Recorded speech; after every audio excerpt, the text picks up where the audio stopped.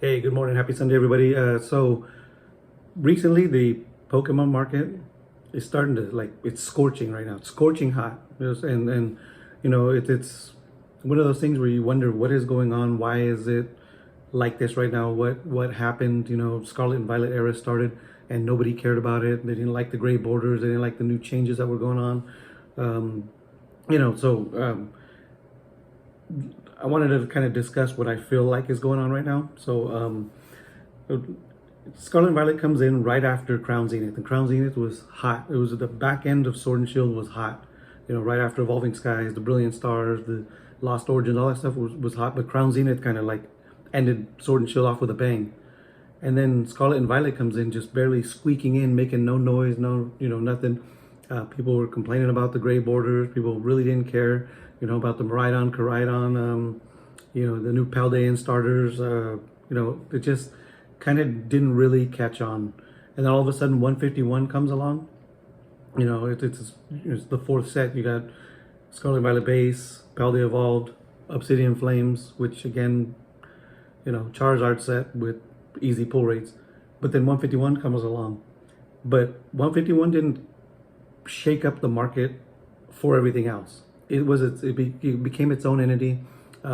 Nostalgic fans came back just for 151, and they did not continue to grab the stuff before and after 151. They came back specifically for 151. I'm sure there's other fans that might have stayed because of it, but it wasn't enough to make a big shake up the market too much. So 151 was almost like its own little separate entity that people weren't even considering like a Scarlet and Violet set. It didn't, and there was no cohesive around it. It was like its own little thing. And then you get Paradox Rift, all the Paradox Pokemon that people really seem to not care about before, which is it's a different story now. Paldean Fates, Temporal Forces, and then all of a sudden Twilight Masquerade comes along, and that Greninja bucks the whole trend of falling from pre-release. After pre-release, and then it climbed even higher than it ever was at pre-release, and it's still sitting up at like $326 right now. So what I think happened with that right there got people to think that, okay, so maybe Scarlet and Violet is investable. The special illustration rares, all that stuff is something maybe we need to start looking at. But I don't think that drove what's going on now. It might have sparked just a little bit. And then all of a sudden we get Shrouded Fable, and then the Stellar Crown. And those right there kind of simmered it down a little bit. The Rapagoats had a little bit of hype, but not too much. It kind of simmered it down. And if we probably had another set that was kind of like those two after it, we probably wouldn't be where we're at right now. Surging Sparks comes along with a major Pikachu chase. And Pikachu is globally, he's like Mickey Mouse, one of the biggest, most recognizable. And there's a lot of Pikachu fans. So I think a lot of casual fans came in with Surging Sparks. And Surging Sparks did what 151 couldn't do. And it got people to look at all the rest of the sets around it. Looking at the Greninja, looking at the Obsidian Flames Charizard, the Bubble Mew. My gosh, people are looking at all this stuff. So it's like a lot of new eyes, a lot of new blood has came into this hobby because of the Pikachu there. And then you got the news of the Prismatic Evolutions with all the EV stuff. Right now, I believe a lot of people that left, after the COVID hype, some of those people are back. I think there's a bunch of new people that have come in, and they're telling the people that were here from the beginning of Scarlet Violet, no, this stuff is fire. We're going to go and grab this stuff. And they're raising the prices of everything. I think it's all new blood that's come in.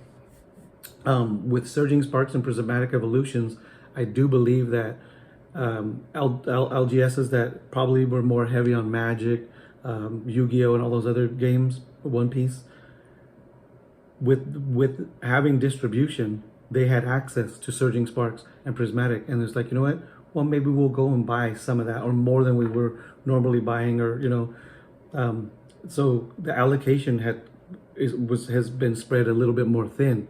So your big guys like Danny Phantom and Pokemart and Pokene, it feels like they're not getting as much as they thought they were going to get, and I think they've all reported as such. You know that it does feel like there's a lot more people in on Pokemon right now. And with the big sets like Team Rocket and all that stuff coming out, we're probably gonna get the Mega Evolutions back later on next year, 2025 somewhere. I don't think it's gonna slow down for a minute. And all these new people that hopped in, they might be here for a little while, and they are raising the prices of everything. So I mean, look at like Surging Sparks. Literally is this. It's a set that has like 5 cards over $100, brand new. 5 sets over, I mean, 5 cards over $100, and then you got the Alolan Executor that's just under $191 now. It was $40 like 2 weeks ago or something like that. I picked it up for like $40, and now it's sitting at 90. You know, I don't think this is all those the people from the beginning of this era that are causing this. I think this is all new eyes, new collectors, new investors coming in because they see what is going on. They see what this stuff is worth. Go to so before Surging Sparks, you have Stellar Crown. That set kind of isn't getting affected by this too much. I mean, I know the Tropicals dropped below, you know, to like $77 or something like that. Now it's back up to like $82.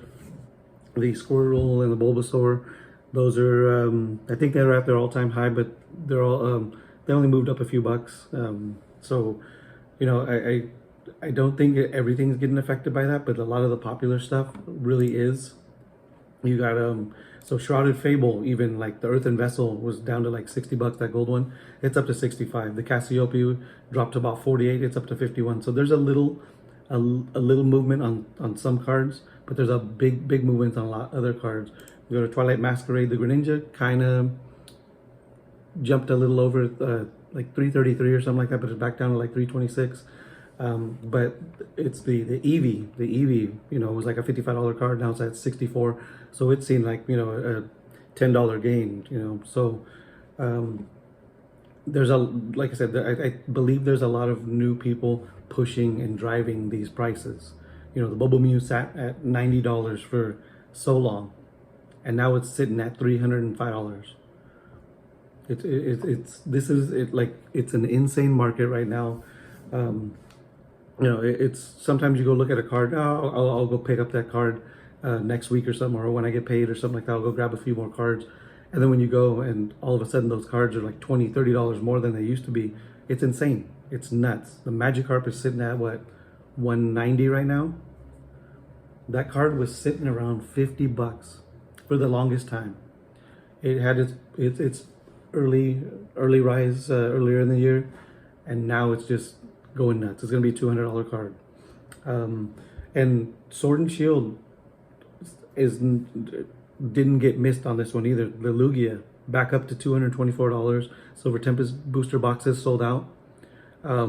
It's possible that they could have lasted a little bit longer if we didn't have all this new interest. They might have still been on the Pokemon Center, but they're sold out now. The Pokemon Center ETBs have gone insane. For the longest time, they were even the 151 one was like $100 Pokemon Center ETB. Now it's up at like $230. The Obsidian Flames one, that's at like $170 for Obsidian Flames. A set people really didn't care about. People still talk bad about Obsidian Flames because of the pull rates. I never seen why pull rates was ever an issue. It's not, for me, it's not an issue, because once they're all sold out, and in the future when they're expensive, people are going to enjoy those pull rates when they go buy an expensive box. It's not an issue. It's an issue for people now because they're pulling all the cards, but later on, and then the new people that come in the hobby that weren't here for Obsidian Flames, they're going to enjoy it. And Obsidian Flames booster boxes are what, almost $130 right now, when there's like only 5 cards in that set that are over $10. The market is very strange right now. It's very weird. Just a couple weeks ago, you probably could have got, so Scarlet Violet base, the Gardevoir was like $25. The Miriam was like $18 or $17 or something like that. Now both of those cards, the Gardevoir's at $35, the Miriam's at $32. We're probably never going to see those cards dip back down to where they were. With all this new interest, it's just going to keep driving these cards. The Groudon, from Paradox Rift, the big hit from that set, is like sitting at 70. It's at like its all-time high of like 69 and some change. This is because that's, you know, any of the fan favorite Pokemon are going to be moving right now. Everybody that came in for that Pikachu is looking at everything else around it now. 151 wasn't able to do that. 151 is reaping the rewards from that with, you know, the Charizard, the Sunzard is sitting around $220. Another like high for it. So this is it's kind of insane what's going on right now. So I would just keep watching. I mean, if you don't feel like paying too much for some of this stuff, just watch the market, follow the trends, and you know, like I said, this is going to be a wild ride.